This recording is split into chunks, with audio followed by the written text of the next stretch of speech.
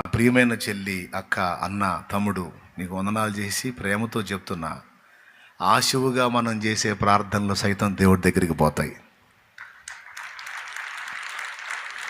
పోవు అనుకోవద్దు. దేవుడు వాటిని తీసుకోడు అనుకోవద్దు, వాటిని వినడు అనుకోవద్దు. నేను ఎక్కడ కూర్చొని ఏదో మొత్తుకుంటున్నాను కానీ దేవుడి దగ్గరికి చేరతాయి అంటావా అనుకోవద్దు.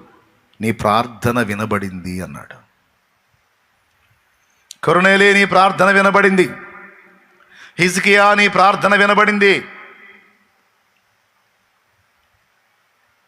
జకర్యా, నీ ప్రార్థన వినబడింది.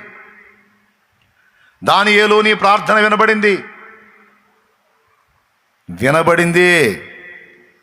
నా సోదరి, నీ ప్రార్థన కూడా వినబడింది అక్కడ.